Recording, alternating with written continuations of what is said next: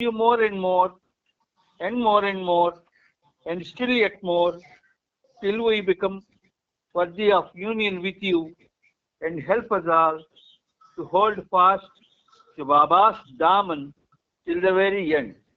Avatar Meher Baba ki Jai.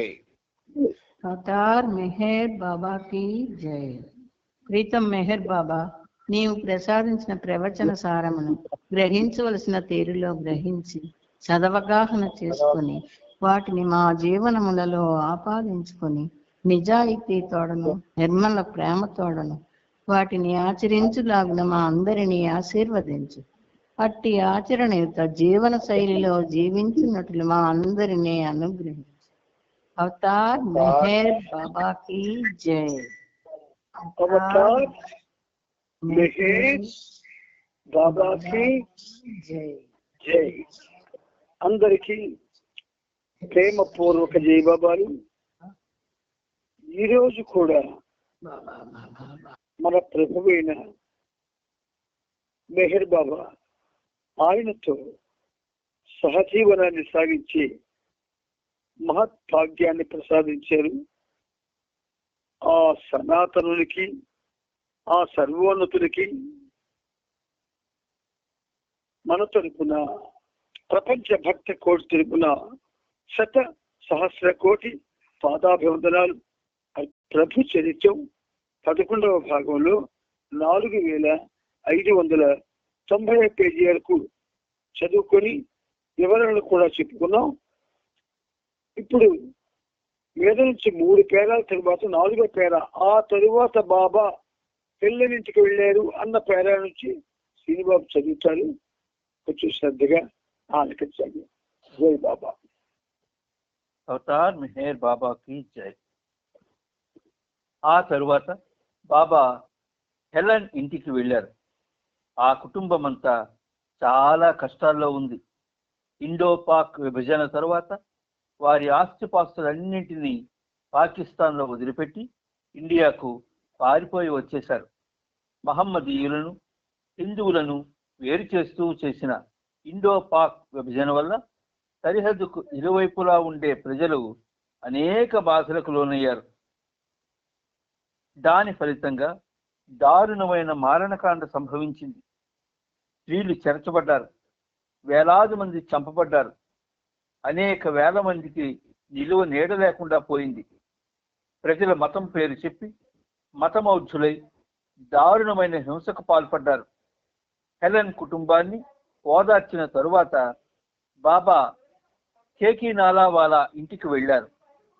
అతని కుటుంబాన్ని కలిసి బాబా తిరిగి వచ్చారు. కారులో తిరిగి వస్తుండగా కొచ్చర్ కుమార్తె రాజ్ మాదిరిగానే హెలెన్ కుమార్తె కూడా తనను అమితంగా ప్రేమిస్తుందని బాబా వెల్లడించారు. అప్పుడు బాబా, నేను హరీష్ చందర్ కొచ్చర్కి తండ్రిని కావచ్చు, అలాగే అతని కుమార్తె రాజ్కి కూడా యథార్థమైన తండ్రిని కావచ్చు. నాకు చాలా మంది పిల్లలు ఉన్నారు. వాళ్ళ సంఖ్యను లెక్క పెట్టడానికి వీలు కాదు. వారిలో ఎల్చా మిస్త్రీ, కిషన్ సింగ్, కొచ్చర్ లాంటి కొందరు తుంటరి పిల్లలు కూడా ఉన్నారు అన్నారు. జూన్ 30వ తేదీన బాబా వద్దకు డాక్టర్ నీలు వచ్చి విదేశాల నుండి తాను తెప్పించుకుంటున్న మెడికల్ పత్రికకు చందా పంపడాన్ని డాంకిన్ ఆపేశాడు. నాకు ఆ పత్రిక అవసరం ఉంది, ఎందుకంటే వైద్య వృత్తికి సంబంధించిన తాజా సమాచారాన్ని తెలుసుకోమని మీరే కదా చెప్పారు.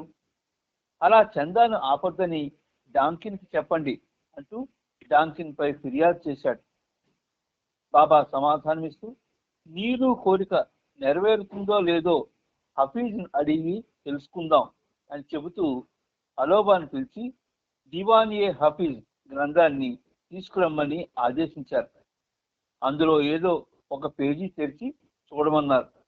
ఆ పేజీలోని విషయాన్ని అలోబా పర్షియా భాషలో చదవగా దానిని బాబా ఇలా వివరించారు. స్వర్గంలోని పూదోట నుండి నేను పూలు కోస్తాను. నా ప్రీతమునితో నేను ఒకటైపోతాను. యుగ యుగాలుగా నేను నీ ప్రేమికునిగానే ఉన్నాను. ఇక నీవు నాకు ఆశను కలిగించే సందేశమిచ్చే సమయం వచ్చేసింది. నువ్వు నన్ను నమ్మకపోతే చైనా పండితుడిని అడుగు. భక్తి విశ్వాసాలు ప్రతి ఒక్కరికి ఉండాలని లేదు. ఇది చదివాక బాబా నీలు కోరిక నెరవేరేటట్లు కనిపిస్తోంది అన్నారు. ఇప్పుడు చదివిన దానిలో వైద్యం గురించి గాని వైద్య పత్రిక గురించి గాని హఫీజ్ ప్రస్తావించలేదు కదా అని సూటిగా అడిగాడు డాంకిన్. బాబా ఏమైనా సరే 1953వ సంవత్సరం చివరి వరకు పత్రికను ఆపవద్దు అన్నారు. డాంకిన్, బాబా, మొదట్లో నీవు వైద్య సౌకర్యాలు కల్పించాలని అద్భుతమైన ప్రణాళికలు చేశావు, కానీ వాటిని ఇంతవరకు అమలు చేయనే లేదు అని ఫిర్యాదు చేశాడు. బాబా చిరునవ్వు నవ్వుతూ అలోబాతో, ఈ ఇద్దరు డాక్టర్లు నన్ను ఒంటరిగా ఎప్పుడు వదిలిపెడతారో అని హఫీజ్ని మళ్ళీ అడుగు అన్నారు. మరొకసారి అలోబా ఆ గ్రంథంలోని ఒక పేజీని తెరిచి చదివాడు. అది జరగవలసి ఉంది, జరుగుతుంది. ఒకవేళ ఇప్పుడు జరగకపోతే ఎప్పటికీ ఆ పని జరగదు అని చదివాడు. డాంకిన్, ఇందులో కూడా వైద్యం గురించి గాని హాస్పిటల్ గురించి గాని ఎటువంటి సూచన లేదు కదా అన్నాడు. బాబా ఆ సమయం తొందరలోనే వస్తుంది అని సమాధానం ఇచ్చారు. డాంకిన్, అదే సరిగ్గా ఎప్పుడు వస్తుంది అని అడిగాడు. ఈసారి బాబాయే ఆ గ్రంథాన్ని స్వయంగా తెరిచి అలోబాకి ఇచ్చి దానిలోని విషయాన్ని చదవమని చెప్పారు. పాలిపోయిన ముఖం, నిలువెల్లా రోగం, మందు అవసరమని హెచ్చరిక ఇది అని చదివాడు. డాంకిన్ ఇది విని నవ్వి పత్రికకు చెంతా పంపడం కొనసాగించాడు. డాంకిన్ మంచి ప్రతిభ ఉన్నవాడు, శ్రద్ధతో కష్టపడి పనిచేసే వైద్యుడు. కానీ నవజీవనం తర్వాత బాబా అతనికి ప్రత్యేకమైన పని ఏది అప్పగించలేదు. దాంతో అతనికి సమయం గడవడం కష్టమవుతోంది. అయితే అతని కొరకు బాబా చేసే ఆంతరంగిక కార్యం మాత్రం చాలా గొప్పది. కానీ బాహ్యంగా డాంకిన్ అస్థిమితంగా విచారంగా ఉంటున్నాడు. అతనికి పని లేకుండా ఉండడం పెద్ద సంకటంగా మారింది. బాబా అక్షర ఫలకం ద్వారా చెప్పే వాటిని చదవడం, ఇంగ్లీషులో ఉత్తర ప్రత్యుత్తరాలు జరపడం ఏల్చి చేసే పని. ఆశ్రమ వ్యవహారాలు చూసుకునే పని పెండుది. బజారు పనులు చేయడం, జమా ఖర్చులు వ్రాయడం విష్ణు చేస్తాడు. గుస్తాజీకి మౌనంగా ఉండడం తప్ప అతనికి ఇతర విధులేమీ లేవు. కైకోబాద్ రోజుకి 1,00,000 సార్లు భగవన్నామాన్ని జపించడం, ప్రార్థనలు చదవడం చేస్తాడు. అలోబా మండలవారి భజన ఏర్పాట్లను పర్యవేక్షణ చేస్తాడు. బైజుల్ పర్యటనలు చేస్తూ మస్తులను వెతికి పట్టుకొని తీసుకురావడం అతని విధి. కృష్ణ రాత్రి కాపలా నిర్వహిస్తాడు. నీలు మండలవారికి చికిత్స చేస్తాడు. ఇలా అందరికీ ఒక్కొక్క పని అప్పగించబడింది. కానీ డాంకిన్ కు మాత్రం ప్రత్యేకమైన పని అంటూ ఏమీ లేదు. అయితే మండలి వారు ఈ పనులు మాత్రమే చేస్తున్నారని చెబితే సరిపోదు. వారు ప్రతిరోజు ఎన్నో రకాల రోజువారీ పనులు కూడా చేయవలసి ఉంటుంది. వారంతా అన్ని పనులు చేయాలి. ఈ విధంగా వారిలో ప్రతి ఒక్కరూ రాత్రి పగలు తేడా లేకుండా ఏదో ఒక పనిలో ఎప్పుడూ నిమగ్నమై ఉంటారు. భౌతికమైన విధులు లేని వారు మానసికంగా ఆలోచనలతో తీరిక లేకుండా ఉంటారు. స్త్రీ మండలి వారిలో మెహరు బాబా యొక్క వ్యక్తిగతమైన పనులు చేస్తారు. అనగా బాబాకు సంబంధించిన బట్టలను ఉతకడం, ఆయన పడుకునే పక్కన సర్దడం మొదలైన వ్యక్తిగత అవసరాలు చూస్తారు. మణి విదేశీయులకు ఉత్తరాలు వ్రాయడం, టైప్ చేయడం చేస్తుంది. గోహెర్ స్త్రీ మండలి వారికి వైద్యం చేస్తూనే ఇంటి విషయాలు చూసుకుంటుంది. నాజా వంటింటి వ్యవహారాలు చూస్తుంది. రానో ఈ పని ఆ పని అనకుండా అన్ని పనులు త్వరగా చేసుకుపోతుంది. మెహర్ బాబాకు అంకితమైన అమెరికా త్రైమాసిక పత్రిక 1953 జూలైలో మొదటిసారిగా వెలువడింది. దాని పేరు ది అవేకనర్. ఫిలిస్ ఫ్రెడరిక్ సంపాదకత్వంలో వెలువడే ఆ పత్రికకు ప్రచురణకర్తగా వారెన్ సి హేలీ వ్యవహరించాడు. తన మొదటి సంపాదకీయంలో ఫిలిస్ ఇలా వ్రాసింది: ఎదలో నిశ్చిత జ్ఞానం, ఇన్ట్యూషన్ మరియు అనుభవం దృష్ట్యా హృదయపూర్వకంగా చెబుతున్నాను. మెహర్ బాబా యథార్థంగా ఈ యుగావతారుడే కాకుండా అన్ని కాలాలకు వర్తించే విధంగా అత్యంత అసాధారణ వ్యక్తుల్లో ఒకనిగా నిలిచిపోతారు. బాహ్య పరిణామం, అంతర్వికాసాలకు సంబంధించి సృష్టి చరిత్రలో మానవ జాతి ప్రస్తుతం అత్యంత విషమ పరిస్థితిలో ఉన్నందున భగవంతుడు ఈ భూమిపై అవతరించినప్పుడు ఇంతకు ముందన్నడు ఇంతటి దివ్య ప్రేమను, కృపావృష్టిని కురిపించలేదన్నది కూడా నా అంతరాంతరాలని యథార్థ భావన. మనం ప్రేమించాలి లేదా నశించాలి. భగవంతుడే ఈ దైవీ మానవుని ద్వారా మనకు కావలసింది అందుకోవడంలో సహాయం చేస్తున్నాడు. మనం ప్రేమించి తద్వారా జాగృతి పొందడానికి ఈ దైవీ మానవుని ఎన్నుకుందామా? జూలై 5వ తేదీ ఆదివారం బాబా తన మండలి వారితో సమావేశమై ఉన్న సమయంలో హఠాత్తుగా కుండపోతగా వర్షం కురవసాగింది. బాబా వర్షం చూసి, వీధిలో నడిచి వెళ్లే జనం పాపం అంతా పూర్తిగా తడిసిపోతారు అన్నారు. అలోబాని పిలిచి ఎంతమంది వీధిలో తడిసిపోతున్నారో చూసి రమ్మన్నారు. అలోబా చూసి వచ్చి వీధులన్నీ ఖాళీగా ఉన్నాయి, ఎవరూ లేరు. కానీ కౌపీనధాయి ధోతి ధరించిన ఒక వ్యక్తి మాత్రం వర్షంలో పూర్తిగా తడిచిపోతూ నిలబడి ఉన్నాడని చెప్పాడు.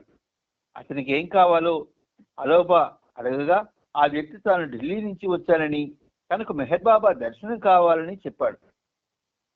కానీ ప్రస్తుతం బాబా ఇచ్చిన ఆదేశాల ప్రకారం బాబా ఎవరికీ దర్శనం ఇవ్వడం లేదని, వెనుకకు తిరిగి వెళ్ళడమే మంచిదని అలోబా అతనితో చెప్పాడు.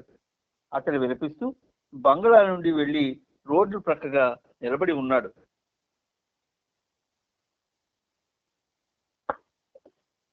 అలోబా ఈ విషయాన్ని బాబాకు తెలియజేయగా బాబా అతని లోనికి పిలవమన్నారు. నీలు వంటి శరీరాకృతి కలిగి ఉన్న అతనికి బాబా ఆదేశానుసారం నీలు తన పొడి బట్టలను తెచ్చి అతనికి ఇచ్చాడు. అతడు స్నానాల గదిలోకి వెళ్ళి బట్టలు మార్చుకుని వచ్చాడు. అతనికి బాబా వేడి వేడి టీ, మామిడి పండు ఇచ్చారు. ఆ తర్వాత ఈ క్రింది సంభాషణ జరిగింది. బాబా, నీ పేరు ఏమిటి, ఏం చేస్తూ ఉంటావు అని అడిగారు. ఆ వ్యక్తి, నా పేరు హక్మత్ రాయ్ కపిల్, నేను న్యూఢిల్లీలో గుమస్తాగా పనిచేస్తున్నాను అన్నాడు. బాబా, నీకేం కావాలి అని అడిగారు. ఆ వ్యక్తి, నేను 2 సంవత్సరాలుగా నీ పుస్తకాలు చదువుతున్నాను. అహ్మద్ నగర్లోని ఆదికే ఇరానీ నుండి మీ చిరునామా దొరికింది. నేను ఇక్కడ నుండి ముస్సోరి వెళ్తాను. ఆ తర్వాత ఋషికేశ్, హరిద్వార్ వెళ్తాను. 1 వారం రోజులు శివ ఆశ్రమంలోను, అలాగే కొన్ని రోజులు కాళీ కంబలీవాలా ఆశ్రమంలోనూ ఉండాలని అనుకుంటున్నాను. ఆధ్యాత్మిక మార్గంలో ముందుకెళ్ళడానికి ఆధ్యాత్మిక సాధనల గురించి తెలుసుకొని ఆచరించాలని నా కోరిక. బాబా, నీకు వివాహమైందా అని అడిగారు. ఆ వ్యక్తి, అవును, నేను వివాహితుడినే అన్నాడు. దానికి బాబా, నువ్వు నీ భార్య ప్రేమిస్తావా అని అడిగాడు. ఆ వ్యక్తి, నేనింతకు ముందు ఆమెను ప్రేమించాను, కానీ ఇప్పుడు ఆధ్యాత్మిక విషయాలపై మక్కువ పెరిగాక ఆ ప్రేమ తగ్గిపోయింది. ఆమె కూడా నన్ను అమితంగా ప్రేమిస్తుంది. మొదట్లో ఆమె నా సాధనకు అడ్డు చెప్పింది, కానీ ఇప్పుడు ఆమె కూడా ఆధ్యాత్మిక వైపు మొగ్గు చూపుతోంది అన్నాడు. దానికి బాబా, ఋషికేశ్, హరిద్వార్లలో అనేక ఆశ్రమాలున్నాయి. రామకృష్ణాశ్రమంలో చేసే భక్తి సాధనలు మిగిలిన ఆశ్రమాల కంటే మెరుగైనవి. నువ్వు అక్కడ ధ్యానము, యోగ సాధనలు నేర్చుకోవచ్చు. కానీ రామకృష్ణ మాత్రం ఆయన జీవితంలో ఎప్పుడూ యోగ సాధనలు అభ్యాసం చేయలేదు. నీకు ఆధ్యాత్మిక సాధన నేర్చుకోవాలనుందా? ఉంటే మరి ఎటువంటి సాధన కావాలి నీకు? అసలు నీ ఉద్దేశం ఏమిటో నాకు అర్థం కావడం లేదు అన్నారు. ఆ వ్యక్తి, వాటి గురించి పుస్తకాల్లో చదివాను, కానీ వాటిని అభ్యాసం చేయడం ఎలాగో నాకు తెలియదు. శ్వాసక్రియ జరుపుతూ భగవన్నామాన్ని ఎలా జపించాలో, ఏ నామాన్ని స్మరించాలో తెలియదు. ఈ విషయాలని తెలుసుకోవాలి అన్నాడు. దానికి బాబా, ఇంతకీ నీ లక్ష్యం ఏమిటి అని అడిగారు. ఆ వ్యక్తి భగవంతునితో ఏకమవడం అని నిశ్చలంగా అన్నాడు. దానికి బాబా, ఈ యోగాభ్యాసాలను నేర్చుకునే ప్రయత్నం ద్వారా భగవంతునితో ఏకమవ్వాలనే నీకున్న దృఢ సంకల్పాన్ని నీవే తక్కువ చేస్తున్నావు. శ్వాస లోపలికి ఎలా తీసుకోవాలి, ధ్యానం ఎలా చేయాలి, శరీరాన్ని ఏ స్థితిలో ఉంచాలి, ఇవన్నీ ఒక రకమైన వ్యాయామాలు అవుతాయి. ధీరులు మాత్రమే భగవదనుభవం పొందగలరు. భగవంతుణ్ణి చేరే మార్గం పూర్తిగా భిన్నమైనది. మనం మన నిత్య జీవితంలో అత్యంత సహజమైన రీతిలో భగవంతుణ్ణి పొందాలని ఆయన మన నుండి అభిరుచిస్తున్నారు. భగవదనుభవం కొరకు ధ్యానంతో పని లేదు. ప్రపంచంలో ఈనాటికి ఎంతో మంది యోగులు, స్వాములు భగవంతుని గురించిన ఎరుక పొందలేక సతమతమవుతున్నారు. వారంతా ధ్యాన మార్గాన్ని, యోగాభ్యాసాలను అనుసరిస్తూ ప్రాణాయామాలు చేస్తూ ఉంటారు. ఇతరులకు కూడా ఇలాంటి ఆధ్యాత్మిక సాధనలను బోధిస్తూ ఉంటారు. వాటి వలన ముక్తి పొందడానికి బదులు అవి సాధకుడిని మరింత బంధనాలకు గురి చేస్తాయి. నీకు స్వేచ్ఛ కావాలి, కానీ ఈ సాధనలన్నీ మరిన్ని బంధనాలను సృష్టిస్తాయి. భగవదనుభవమే నీకు కావాలనుకుంటే, నిజాయితీగా నీవు అదే కోరుకుంటే, నీవు నీ జీవితాన్ని భగవంతునికి త్యాగం చేయాలి. ఆయన కొరకు నువ్వు మరణించడానికి సిద్ధమేనా అని అడిగారు. ఇప్పుడు ఆ వ్యక్తికి బాబా ఇచ్చినటువంటి ఈ మార్గదర్శక సూత్రాలు ఏవైతే ఉన్నాయో అవి మనందరం కూడా తెలుసుకోవడం, ఇదివరకు తెలుసుకున్నాం. ఇప్పుడు కూడా ఆయన మాటలు పదే పదే పదే రిపీట్ అవుతూ ఉంటాయి. ఆ రిపీట్ అవ్వడంలో రహస్యం ఏంటంటే, ఎవరైతే దాని యందు ఏకాగ్రత ఉంచరు, ఎవరైతే ఆ విషయాన్ని పట్టించుకోరు, వాళ్ళు పట్టించుకోవాలని బాబా రిపీట్ చేస్తూ ఉంటారు. బాబా ఏమన్నారు ఆయనకి? యోగాభ్యాసాలను నేర్చుకునే ప్రయత్నం ద్వారా భగవంతునితో ఏకమవ్వాలనే నీకున్న దృఢ సంకల్పాన్ని నీవే తక్కువ చేస్తున్నావు. యోగాభ్యాసాలు నెంబర్ 1, శ్వాస లోపలికి ఎలా తీసుకోవాలి, ధ్యానం ఎలా చేయాలి, శరీరాన్ని ఏ స్థితిలో ఉంచాలి, ఇవన్నీ ఒక రకమైనటువంటి వ్యాయామాలు. ఇది జరుగుతూనే ఉన్న అప్పటి నుంచి ఈ మెసేజ్ బాబా రిలీజ్ చేసిన దగ్గర నుంచి ఇవన్నీ జరుగుతూనే ఉన్న ఈ క్షణం వరకు కూడా ధీరులు మాత్రమే భగవంతుని పొందగలరు. ధీరులు అన్న మాట్లాడారు బాబా. ధీరత అంటే దేంట్లో ధీరత? తనను తాను పోగొట్టుకోవడంలో ధీరత. తనకు తాను భగవంతుని యొక్క ప్రేమని పొందడం కోసం తన సర్వస్వాన్ని పోగొట్టుకోవడం ధీరత. భగవంతుని కోసం పూర్తిగా సమస్తాన్ని కూడా అర్పించడానికి సిద్ధం అవడం ధీరత. అంచేత ధీరులు మాత్రమే భగవంతుని పొందగలరు అన్నారు బాబా.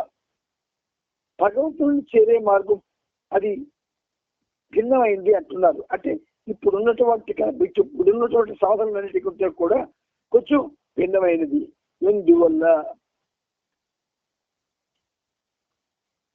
మనం నిత్య జీవితంలో అత్యంత సాధమైన రీతిలో భగవంతుడిని పొందాలని ఆయన మన నుండి అభిలషిస్తున్నారు అత్యంత సహజంగా. ఈ అత్యంత సహజంగా అనేటటువంటి మాటలు ప్రేమ, మనలో ఉండే ప్రేమ సహజంగా ఉండదు, అసహజంగా ఉంటుంది. ఎందువల్ల? ఆ ప్రేమ ఎన్నో నిబంధనల్లో ఉంటుంది, ఆ ప్రేమ ఎన్నో బంధనాలకు గురవుతూ ఉంటుంది, ఆ ప్రేమ ఎన్నో వ్యాపకాల్లో ఉంటుంటుంది, ఆ ప్రేమలో స్వచ్ఛత ఉండదు. అందుచేత ఆయన అంటున్నారు, బాబా సహజమైన రీతిలో భగవంతుడిని పొందాలి అని భగవంతుడు అభిలషిస్తున్నారు అంటారు బాబా. జ్ఞానంతో పని లేదు భగవద్ అనుభవం కోసం.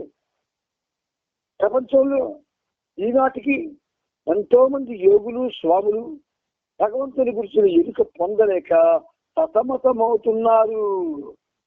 ఎవరైతే యోగులు స్వాములు ఇలాగా ఇతరుల చేత విలువబడుతున్నారో ఈ విధంగా వాళ్ళు ఇప్పటికి కూడా భగవంతుడిని పొందలేక సతమతమవుతున్నారు అన్నారు బాబా. బాబా అంటే సాక్షాత్తు మానవ రూపంలో ఉన్నటువంటి ఈ మహావిష్ణువు అన్నట్టే. అందుచేత ఇతరులను కూడా ఇలాంటి ఆధ్యాత్మిక సాధనలు బోధిస్తూ ఉంటారు.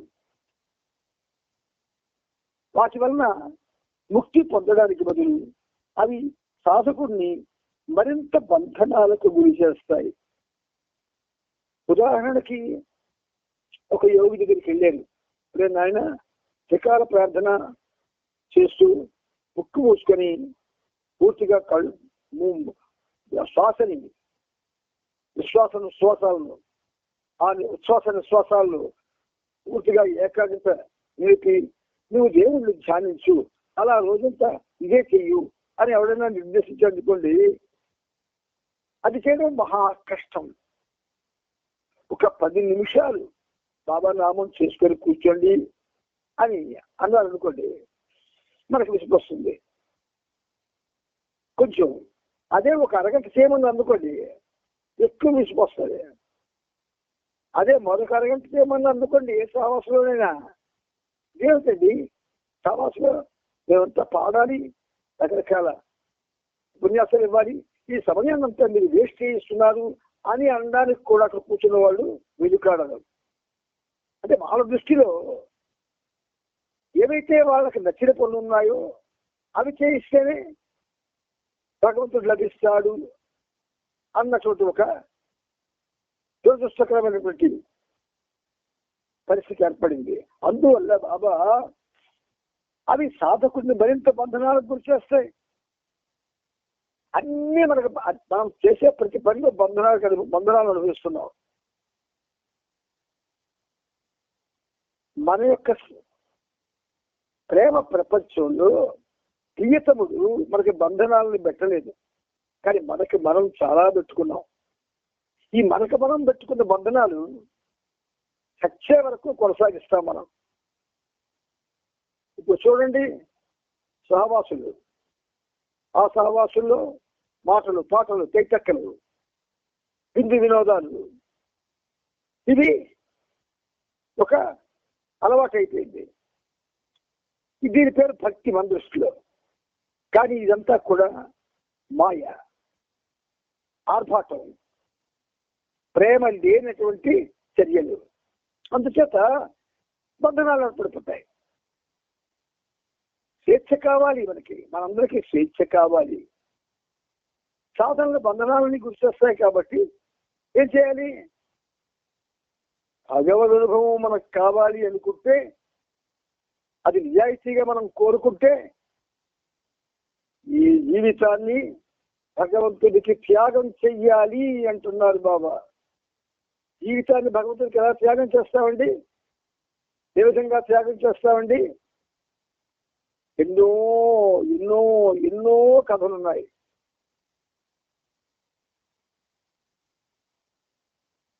అవన్నీ ఇప్పుడు చెప్పుకోలేం, కానీ ఒక్క విషయం మీకు చెప్తాను నేను.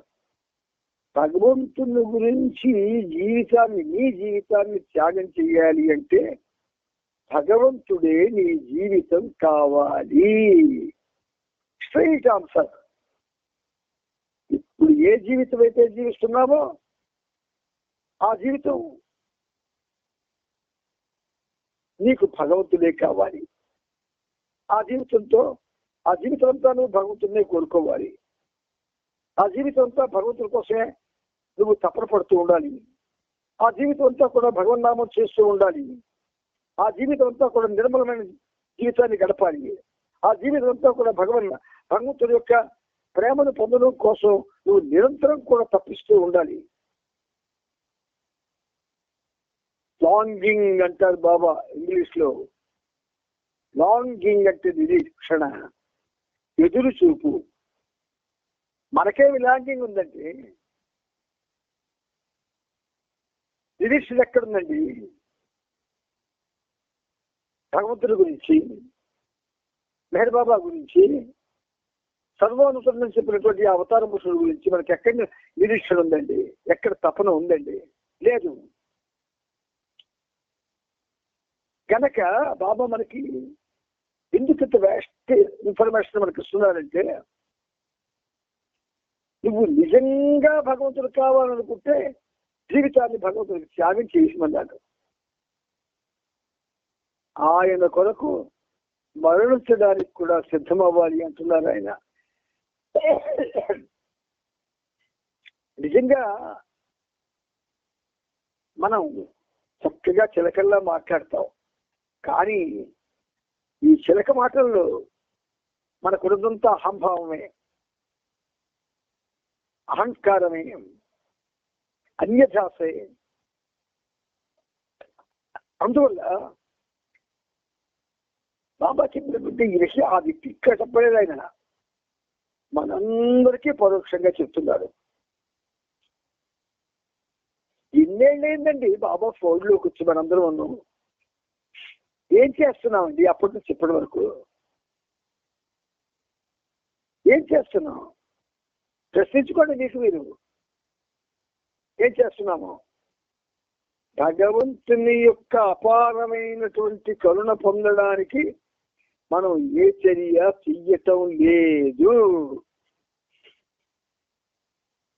రోజుకొక గంటైనా నామస్మరణ చేస్తున్నామా? ఎవరినైనా ఒక గంట అంటే గంట నామస్మరణ చేయడం ఆషామాషి కాదు. 60 నిమిషాలు కేవలం నీ శ్వాసంతా మెహర్ బాబా మీదే ఉండాలి.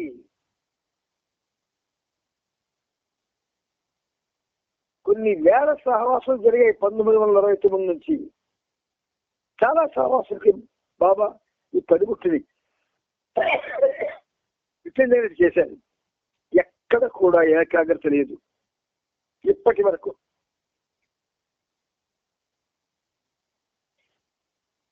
అందుచేత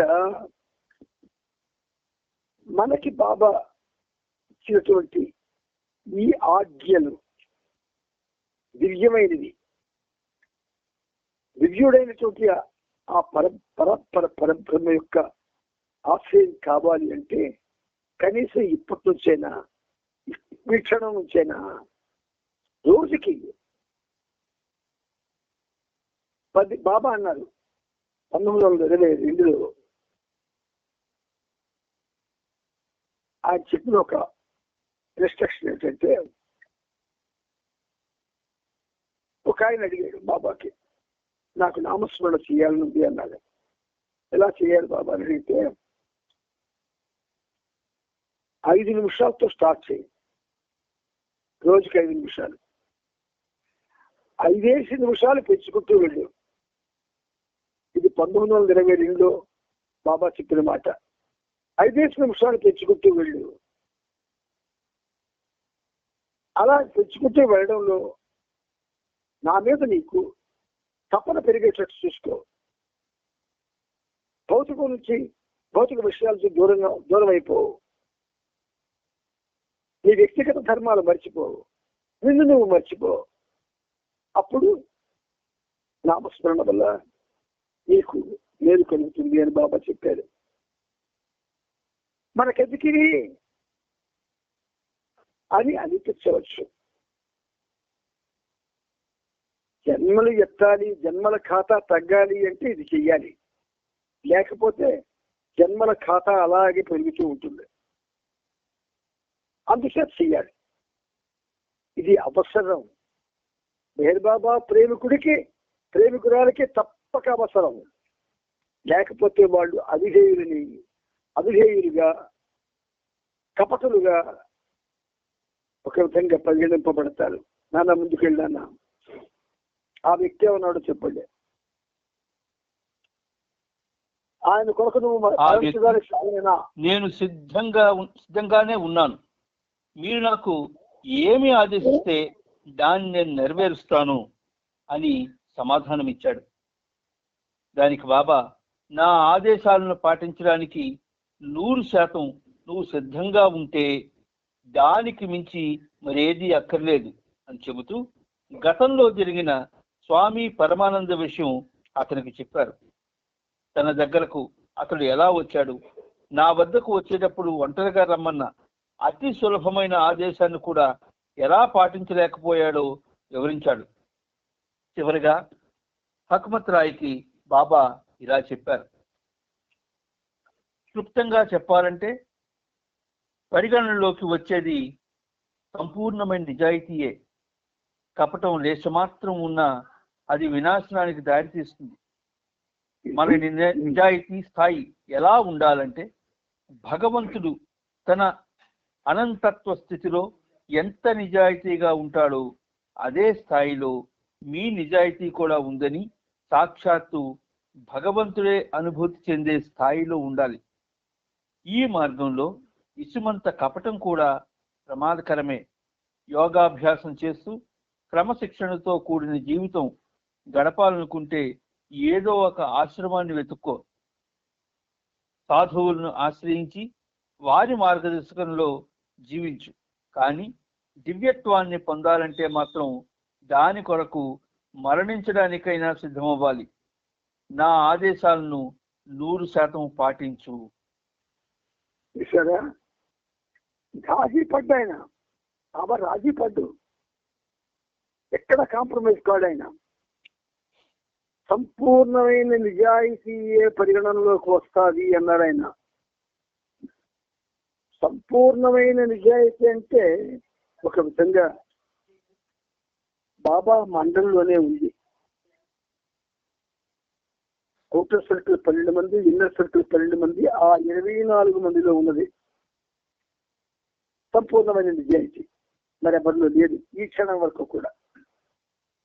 కనీసం నిజాయితీగా ఉండాలి అన్నటువంటి ధ్యాస కూడా ఎవరికి లేదు. అలాగే ఆ నిజాయితీ ఉండడంతో పాటు దేశం మాత్రం కూడా కపటం ఉండడానికి వీల్లేదు. బాబా ప్రేమికుడిలా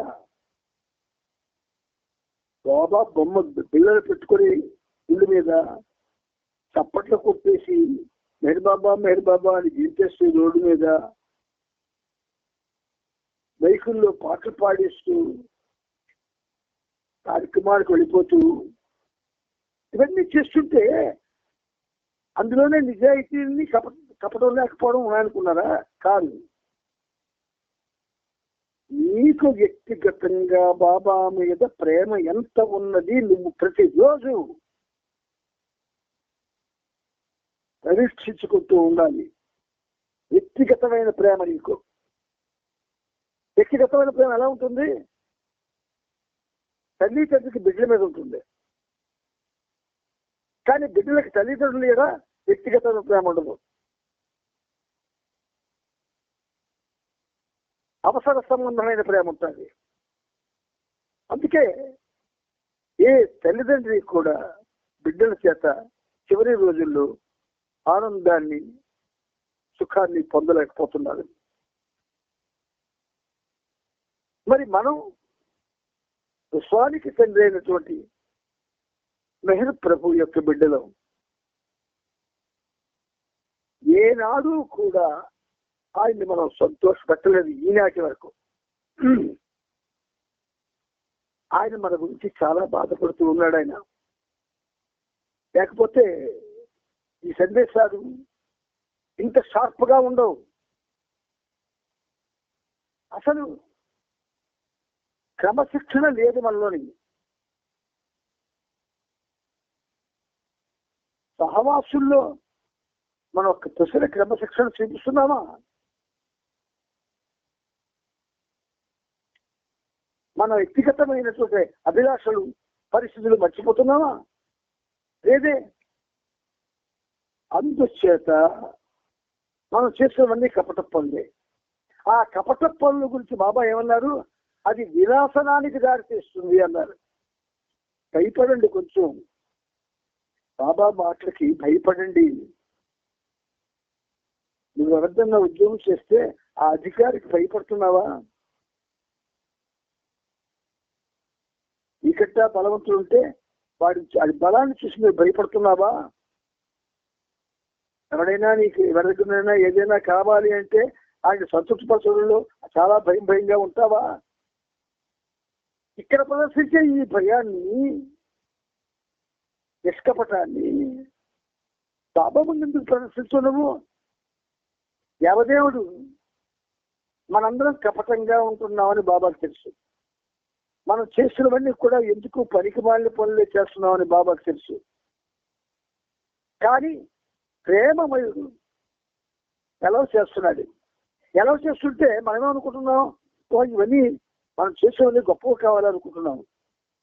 ఇవే గొప్ప అయితే ఈ పాటికే మనందరం కూడా బాబాతో ఏకత్వాన్ని పొంది ఉండేవాళ్ళం. అందుచేత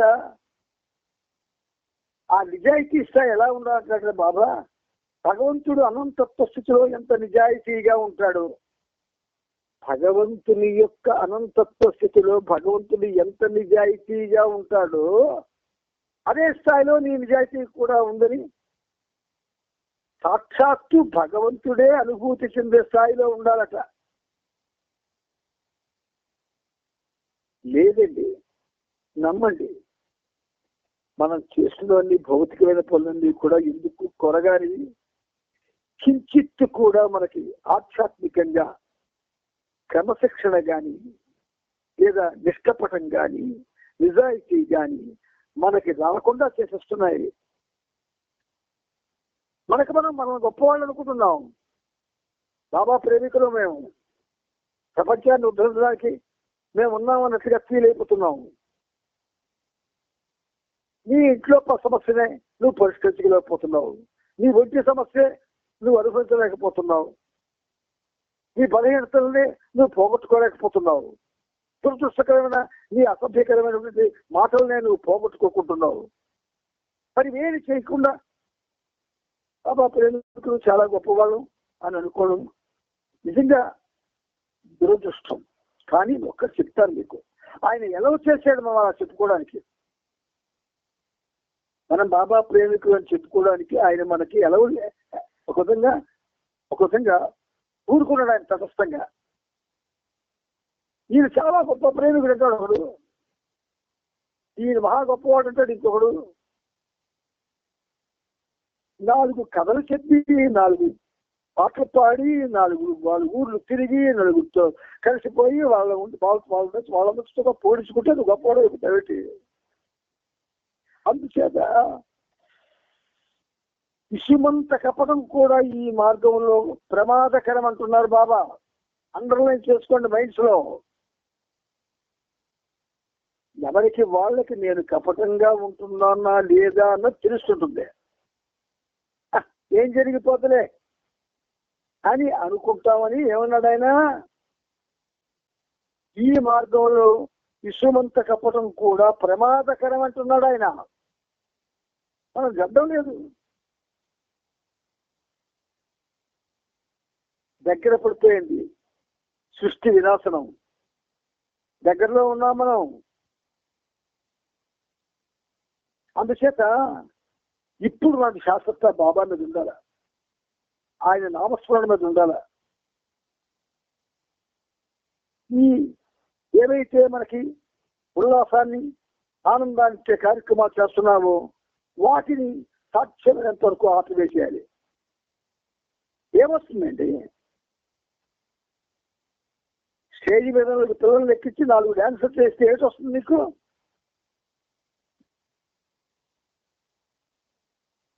లేదు ఒక 4 పాటలు పాడితే ఏంటి వస్తుంది నీకు? అవన్నీ అనుభవించండి స్టేజ్ మీద. ఒక్కసారి స్టేజ్ ఎదురు కూర్చొని, బాబా నేను ఇది అలవాటు పడిపోయాను, నేను ఆమోస్ కూడా చేయలేకపోతున్నాను, నన్ను క్షమించు, నేను కపటంగా ఉంటున్నాను, నన్ను క్షమించు, నేను నిజాయితీగా లేను, నన్ను క్షమించు, ప్రయత్నం చేస్తానని ఏనాడైనా అనుకున్నావు మనం?